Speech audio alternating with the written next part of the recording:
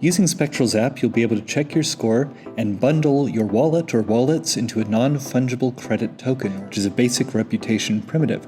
So it's very simple. To get started, all you do is press the Connect Wallet button and then sign the transaction. So in this case, I have a MetaMask. So I hit that, and I've signed it in the past. And so here we go. And so it gives you a very handy inventory. So you'll see here a list of all the tokens in the wallet. So there are ERC20 tokens, we have participation liquidity pools, and a list of the NFTs. And above that, you'll also see coming soon, we'll have some loan opportunities, which will be based on the macro score.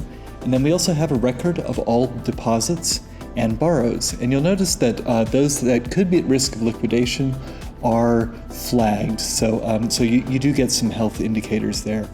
And so for protocols, right now we have Aave, Compound, Maker, Rari, Liquidity, Reflexer, and we have many more coming very soon. So definitely keep an eye on that.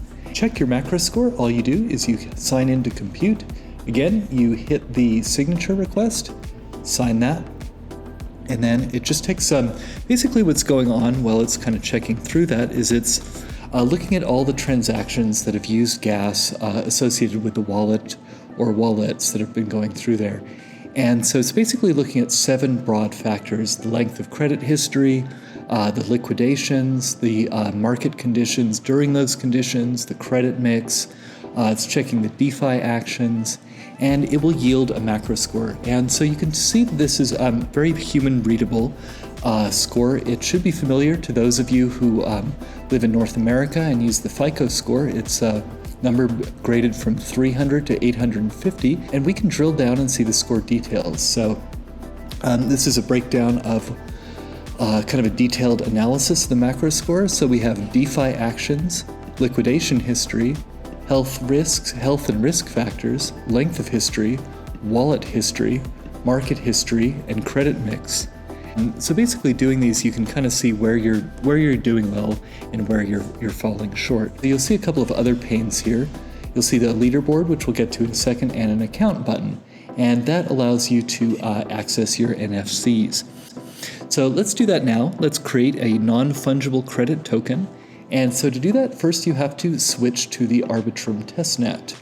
And so on the dashboard, once you've switched to the Arbitrum testnet, to verify ownership of your wallet and create an NFC, you click Create NFC.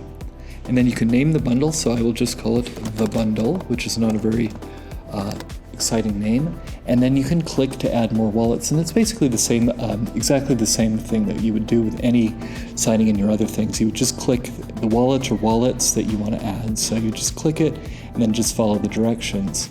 And then hit Preview NFC, and then it takes a little while to calculate.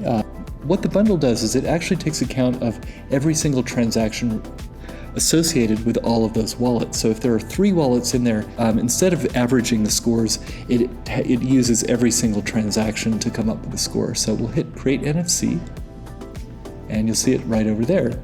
But for now, one thing I'd like to show you is the leaderboard. And so what the leaderboard does is it allows you to just kind of assess where your risk falls in terms of you and your peers. So in this case, we have a pretty high score of 712, and so that puts us squarely at the top. It puts us above anybody else in the leaderboard. And in some ways, this is a really nice way of kind of assessing your personal risk. So let's go back to the dashboard. So you can see it's switched to 712 just to reflect the NFC that it read. And so now what I'd like to do, so with this macro score, you have a share feature, which you can share it on Twitter, WhatsApp, Facebook, Twitter, or WhatsApp. One thing that everybody has been asking for and was asked for constantly in the closed beta is the ability to switch from light to dark mode.